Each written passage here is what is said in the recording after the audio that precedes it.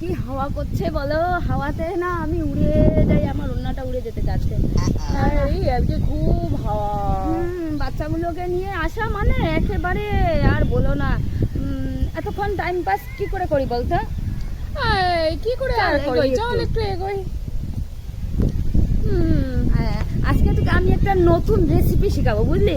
এমন রেসিপি কোনোদিন হয়তো তুই খাসনি, এত ভালো করে ইয়ে হবে না যে এই রেসিপিটা শুনলে বলবি যে বা কি একেবারে ফাটাফাটি রেসিপি হবে একেবারে। ও তাই নাকি? ঠিক আছে, শুনবো তাহলে তোর রেসিপিটা।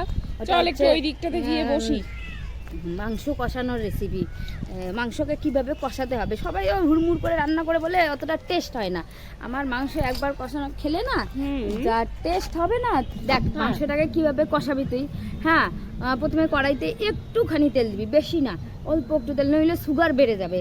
অতিরিক্ত তেল খাওয়া যায় না, অতিরিক্ত তেল খেলে সুগার বেড়ে যায়, বুঝলি? তার জন্য তুই প্রথমে একটুখানি তেল দিবি, দেওয়ার পরে আমার কুপুত্রটা আরে ইয়ে করে দেখ না। তারপরে কড়াইতে অল্প একটু তেল দিবি, তেল দিয়ে পেঁয়াজ কুচিটা দিবি, দিয়ে কষাবি কষাবি কষাবি কষাবি, একেবারে কষাতে কষাতে একেবারে লাল হয়ে যাবে একেবারে। কতক্ষণ কষাবো? অনেকক্ষণ তো কষালাম। হ্যাঁ, তারপরে কি কি দিবি বুঝলি?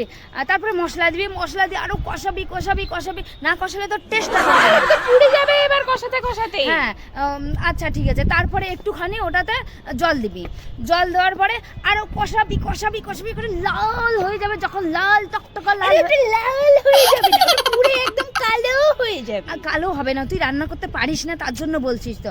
হ্যাঁ, তারপরে ওই কষাবি কষাবি কষানোর পরে একেবারে দেখবি যে ভালো গন্ধ বেরোচ্ছে। অত ইয়ে করে আমার রান্নাটা তুই খেয়ে মানে খেলেই বলবি যে যা টেস্ট হয় না ওটা একেবারে।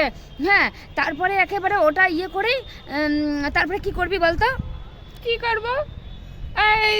হ্যাঁ, তারপরে মাংসটা ঢেলে দেবো। না, তখনই মাংসটা ঢালতে হবে না, তখন আরেকটু জল দিতে হবে।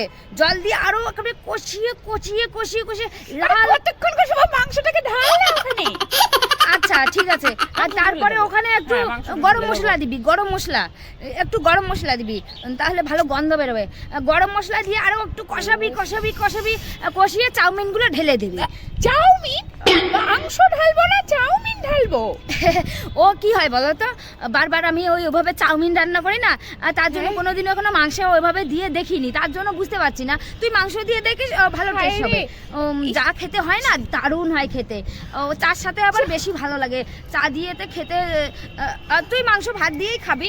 আরে চাউমিনকে ওরকম কষিয়ে কষিয়ে কষিয়ে কষিয়ে রান্না করে নাকি? হ্যাঁ, কালো করে? তুই তো কিছুই জানিস না, তুই নতুন রেসিপি তুই কিছুই শিখতে পারবি না। ও তোর মতন ছাত্র থাকলে না আমার একেবারে কুকিং ক্লাসটা 2 দিনেই বন্ধ হয়ে যাবে। ও তোকে শিখিয়ে লাভ নেই। কি একবারে রাঁধুনি এলেন, কষিয়ে কষিয়ে কষিয়ে উনি চাউমিন রান্না করবেন মাংসের বদলে। তুই তো কিছুই জানিস না, তার জন্য তুই শুধু ওই ঝগড়া করার জন্য মুখটাই শুধু পেয়েছিস, বুঝলি? কোনো কিছু তো নতুন আইটেম শিখলি না। আচ্ছা ধুর, তোর কাছে আমি আর কোনো রান্নাই শিখবো না, যা। তোর মতন ছাত্রকে না নিয়েও লাভ নেই, বুঝলি? তোর মতন ছাত্রকে নিলে আমার শেখালে আমার কুকিং ক্লাসটার বদনাম হয়ে যাবে, বদনাম। তার জন্য তোকে আমি আর শেখাতে পারবো না। তুই তোর মাকে বলিস তোকে যেন আর আমার ওখানে পাঠায় না। তোর সাথে আজকে থেকে আমার ব্রেকআপ হয়ে গেল, ব্রেকআপ হয়ে গেল। ঠিক আছে, যা যা যা। কালকে যদি এসে বলিস তাহলে কিন্তু অল্প কিছু শেখাতে পারি, আজকের জন্য কিন্তু ব্রেকআপ হয়ে গেল। আচ্ছা ঠিক আছে ঠিক আছে ঠিক আছে ঠিক আছে।